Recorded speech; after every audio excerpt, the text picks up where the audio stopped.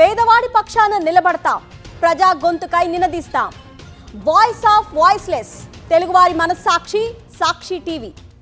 సాక్షి TV ప్రసారాల కోసం మీ స్థానిక cable ఆపరేటర్ను వెంటనే సంప్రదించండి. నిధులు ఆమె తేలేదు, పనులకు ప్రతిపాదనలు చేసింది ఆమె కాదు. వైఎస్ఆర్ కాంగ్రెస్ పాలక మండలి సిఫార్సు చేసిన పనులకు కేంద్ర ప్రభుత్వం 15వ ఫినాన్స్ కమిషన్ ఇచ్చిన నిధులతో చేపట్టే పనులకు శంకుస్థాపనలకు మాత్రం ఆమె వాలిపోయారు. నగర ప్రథమ పౌరుని చేతుల మీదుగా జరగాల్సిన శంకుస్థాపనలకు ఆయన మర్యాదపూర్వకంగా కూడా పిలవకుండా టీడీపీ నేతలతో షో నడిపించేశారు.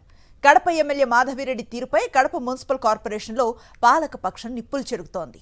రాజ్యాంగ నిబంధనలకు విరుద్ధంగా ఎమ్మెల్యే వ్యవహరించడంపై విమర్శలు వెల్లువెత్తుతున్నాయి. కడప నగరంలో గత వైఎస్ఆర్ కాంగ్రెస్ ప్రభుత్వ హయాంలో నాటి ముఖ్యమంత్రి జగన్మోహన్ రెడ్డి మంజూరు చేసిన పనులకు ఇప్పుడు టీడీపీ ఎమ్మెల్యే శంకుస్థాపనలు చేసేశారు.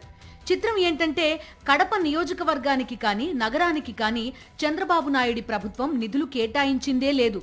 కేంద్ర ప్రభుత్వ అజమాయిషీలో 15వ ఆర్థిక సంఘం కడప నగరానికి 25 కోట్ల రూపాయల నిధులు మంజూరు చేసింది. ఆ నిధులకు అనుగుణంగా కడప మున్సిపల్ కార్పొరేషన్ పాలకవర్గం పలు అభివృద్ధి కార్యక్రమాలకు ప్రతిపాదనలు సిద్ధం చేసింది కూడా. అయితే వాటిని కార్పొరేషన్ మీటింగ్లో ఎమ్మెల్యే మాధవిరెడ్డి అడ్డుకున్నారు. మున్సిపల్ కమిషనర్ చేత డ్రామా చేయించారు. న్యాయ సలహాలతో ఆ పనులకు ఆమోదముద్ర వేయించుకున్నారు వైఎస్ఆర్ కాంగ్రెస్ కార్పొరేటర్లు. తాను అడ్డుకున్న పనులకే ఇప్పుడు ఎమ్మెల్యే మాధవిరెడ్డి తన భర్త శ్రీనివాసులు రెడ్డితో సహా వచ్చి శంకుస్థాపనలు చేశారు. చిత్రంగా ఈ కార్యక్రమానికి నగర ప్రథమ పౌరుడైన మేయర్ సురేష్ బాబును కానీ పాలకపక్ష కార్పొరేటర్లను కానీ ఆహ్వానించకుండా అదేదో టీడీపీ తంతులా ఎమ్మెల్యే మాధవిరెడ్డి ప్రారంభించడం వివాదాస్పదమైంది. 15th ఫైనాన్స్ నిధులను కూడా మేము తెచ్చాం, మా రాష్ట్ర ప్రభుత్వం ఇచ్చింది, మా ప్రపోజల్ ద్వారా శాంక్షన్ అయినని ఆమె చెప్పుకోవడం అనేది ఒక హీనమైన చర్య. నిజంగా చెప్పుకుంటే 15th ఫైనాన్స్ అనేది కేంద్రం మాకు నిధులు ఇస్తే కార్పొరేషన్లు మేము జనరల్ బాడీలో తీర్మానం చేసినట్టే శాంక్షన్ అవుతాయి. ఎవరు కానీ తీర్మానం చేసే శాంక్షన్ కావు. జనరల్ బాడీ మీటింగ్లో మేము తీర్మానం చేసి మేము ప్రపోజల్ చేసిన వర్క్సే శాంక్షన్ అవుతాయి.